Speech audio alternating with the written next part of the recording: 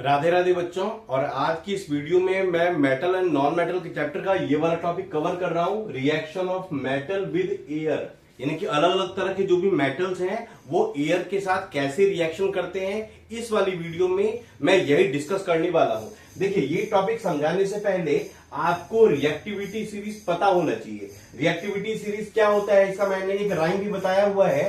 तो देखिए, ऐसा होता है, केदारनाथ का माली आलू जरा फीके पकाता और है, और लास्ट में याद आपको क्या रखना है, चार, CH A और A, ऊपर U नीचे U और बीच में G। ये पूरी की पूरी रिएक्टिविटी सीरीज हो चुकी है और इसी पर बेस्ड मैं आपको ये वाला टॉपिक समझाने वाला हूं। देखिए, जितने ज्यादा रिएक्टिव मेटल होते हैं ना एयर के साथ, उतना ज्यादा वो विगरसली रिएक्ट करते हैं।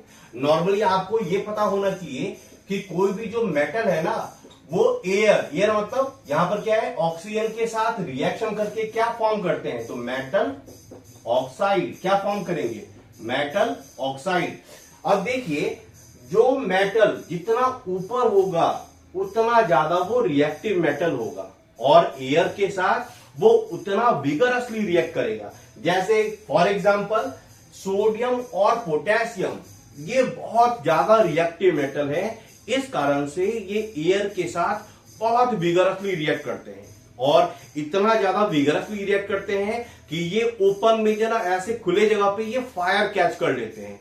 इस कारण से सोडियम और पोटेशियम को नॉर्मली केरोसिन ऑयल के अंदर रखा जाता है। अब देखिए, तीन मेटल मैग्नीशियम, एल्यूमिनियम और जिंक, ये बड़े रिएक्टिव मेटल हैं, उतने ज्यादा रिएक्टिव नहीं है, फिर भी ये ऊपर में ही आते हैं, फिर भी ये मॉडरेटली रिएक्टिव मेटल हैं। तो ये एयर के साथ रिएक्शन करके, ध्यान से समझिएगा, ये एयर के साथ रिएक्शन करके अपने मेटल के ऊपर मेटल ऑक्साइड का एक लेयर बना देते हैं। फॉर एग्जाम्पल, अगर जैसे एल्यूमिनियम की मैं बात कर रहा हूं तो एल्यूमिनियम प्लस ऑक्सीजन तो क्या बन जाएगा, Al2O3। और ये बहुत इंपॉर्टेंट है भी।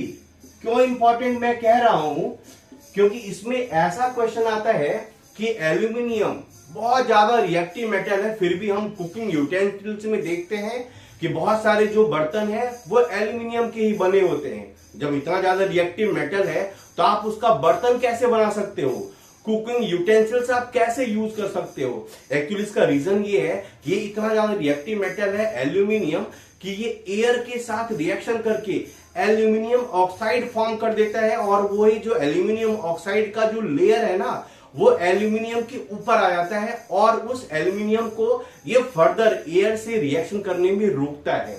आई बात समझ में। ऐसे ही आप मैग्नीशियम और जिंक का भी इक्वेशन लिख सकते हैं। अब नेक्स्ट बात किसकी आ रही है, आयरन की। तो आयरन अगर सॉलिड फॉर्म में है तो वो एयर के साथ जल्दी रिएक्शन नहीं करता है, लेकिन वही आयरन फिलिंग जब आप बना दोगे, आयरन का जब बुरादा आप बना दोगे और बर्नर के ऊपर जब आप उसको स्प्रिंकल करोगे तो वो चट चट की आवाज करके जलता है। इसका भी अगर आप इक्वेशन लिखना चाहो तो ऐसे आराम से लिख सकते हो, इसमें कोई भी प्रॉब्लम नहीं है, Fe2O3। आप इसको फर्दर बैलेंस कर लेना।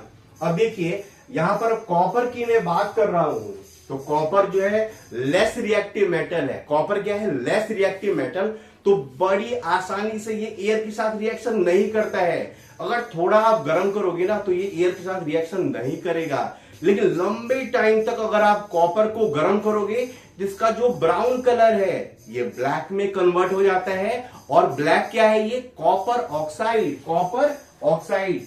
तो इसका भी इक्वेशन आप ऐसे लिख सकते हो, क्या, CuO। और जो ब्लैक कलर कंपाउंड है वो क्या होता है, कॉपर ऑक्साइड। नॉर्मली इसका कलर कैसा होता है, ब्राउन।